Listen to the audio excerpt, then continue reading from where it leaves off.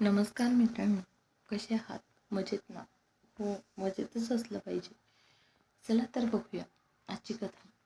त्याआधी चॅनलवर नवीन असाल तर चॅनलला सबस्क्राईब करा आणि बेल आयकॉन दाबायला विसरू नका, जेणेकरून नवीन आलेला व्हिडिओ तुम्ही सर्वात अगोदर बघू शकता.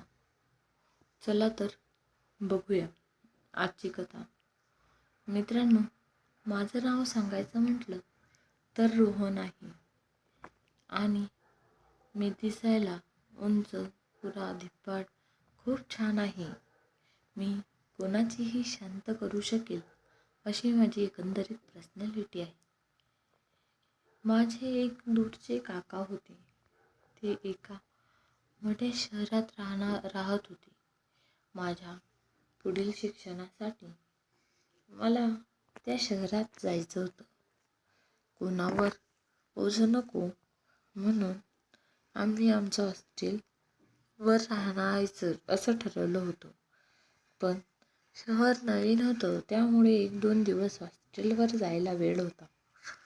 म्हणून मी त्या काकाच्या घरी 2-3 दिवसाचा मुक्काम घ्यायचं ठरवलं आणि माझ्या घरच्यांनी मला तिथे पाठवलं. खूप दूरचे काका असल्यामुळे भेट कधी सहसा अशी व्हायची नाही. लहान असताना एकदा त्यांना मी बघितलं होतं. त्यानंतर तेही गावात आले नाही आणि आम्ही सुद्धा त्यांच्या घरी काही गेलो नाही. मग त्या काकाच्या घरी राहण्याचा योग आला. मी घरी गेलो तेव्हा काका एकटेच होते. त्यांनी मला पाणी वगैरे दिलं आणि थोड्या वेळात 2 बाजारच्या थैल्या घेऊन एक स्त्री त्या घरात आली. ती इतकी सुंदर होती की काय सांगू. काकाने मग ओळख करून दिली. ही तुझी काकी. काकीचं नाव रेश्मा होतं. नावाप्रमाणेच ती सुंदर होती, खूप छान होती. काका मात्र तिच्या पायाची तुकडही नव्हता. ती मात्र सुंदर, खूपच चंचल स्वभावाची. तिने लगेच मला कसा आहेस, काय आहेस, असं तसं. आम्ही पहिल्यांदाच भेटत होतो, पण ती खूपच बोलक्या स्वभावाची होती.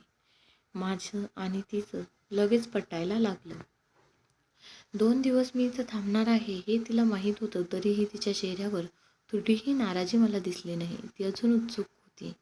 आम्ही खूप छान मस्त गावाकडच्या इकडच्या तिकडच्या गप्पा मारलं आणि आमच्या रूममध्ये झोपायला निघून गेलो. सकाळी मला जाग आली तेव्हा काका त्याच्या ऑफिसला निघून गेलेला होता आणि त्यांचं लग्न होऊन 4-5 वर्ष झाले होते, तरी त्यांना काही मुलबाळ वगैरे नव्हतं. नंतर थोड्या वेळानंतर मी जागा होऊन उठलो तेव्हा मला काकी किचनमध्ये एकटीच काम करताना दिसली.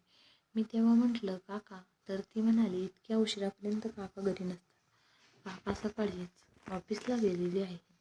हे ऐकलं आणि मी खाली बसलो आणि मला चहा वगैरे तिने दिला आणि म्हटली, जेवायला काय खाणार आहे? ही भाजी केली आहे, दुसरी भाजी करायची का?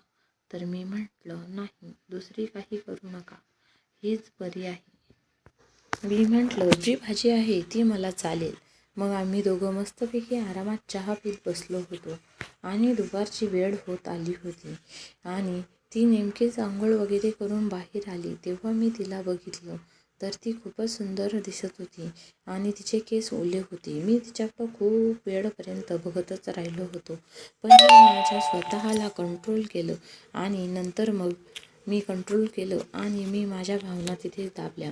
पण रात्री काका घरी आला तेव्हा तो मला म्हणाला, करमलं का? असं तसं आम्ही बोललो आणि मग आम्ही जेवण वगैरे केलं आणि गप्पा मारून ज्याच्या त्याच्या रूममध्ये निघून गेलो. आता उद्याचा दिवस माझा तिथे शेवटचा दिवस होता.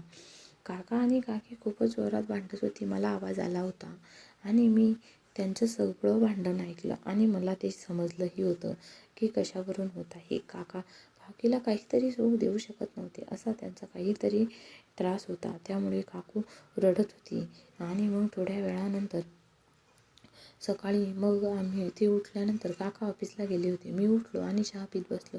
तेव्हा मी काकीला म्हटलं की रात्री खूपच जोरात आवाज येत होता. काका रागवले होते का तुझ्यावर, असं मी तिला विचारलं. तेव्हा ती रडायला लागली आणि म्हणाली, तुला काय सांगू. असं करून तिने माझ्या खांद्यावर डोकं ठेवलं आणि ती रडायला लागली. रडता रडता मी तिला खूपच आवरलं आणि म्हटलं रडू नको. तेव्हा तिने मला सगळी स्टोरी सांगितली आणि ती माझ्या मिठीत मस्तपैकी हे झाली होती. मी तिच्या पाठीवरून हात फिरवायला लागलो. तिच्या अंगावर काटे आले होते आणि तिच्या पाठीवरून हात फिरवता फिरवता तिला माझा स्पर्श आवडू लागला होता. ती मला धरून दाबू लागली होती आणि मीही माझे बोट तिच्या ओठांवर ठेवले आणि जोरात तिला किस करायला प्रयत्न केला आणि किस करून तिला सॉरी म्हटलं. तेव्हा ती म्हणाली, नको, सॉरी म्हणू नको, कर अजून. मी अजून जोरात किस केलं. आम्ही बेडरूममध्ये गेलो आणि बेडरूममध्ये गेल्यानंतर मग मी तिला खाली झोपवलं, तिच्या अंगावर झोपलो आणि हळूहळू करत तिला पूर्ण ओपन करून टाकली. ओपन झाल्यानंतर मस्तपैकी मी तिचे भुजे चोखत होतो, तिचे बॉल चोखत होतो. असं करून करून तिला खूप वेळपर्यंत आनंद दिला आणि मग शेवटी पाणी आतमध्येच टाकलं. त्या दिवशी आम्ही 3-4 वेळेस असाच आनंद घेतला होता. आता ती मात्र हॅप्पी झाली होती आणि आम्ही असाच आनंद आता कधीही भेटलो तर घेत असतो आणि मस्तपैकी जेव्हा तिला वेळ असेल तेव्हा ती मला बोलून घेत होती आणि आम्ही आनंद घेत होतो. आणि त्यानंतर मी माझ्या हॉस्टेलवर निघून गेलो आणि तेव्हा ती फोन करेल तेव्हा मी येऊ लागलो होतो. असेच नवनवीन व्हिडिओ पाहण्यासाठी चॅनलला सबस्क्राईब करा आणि बेल आयकॉन दाबायला विसरू नका, जेणेकरून नवीन आलेला व्हिडिओ तुम्ही सर्वात अगोदर बघू शकता. धन्यवाद.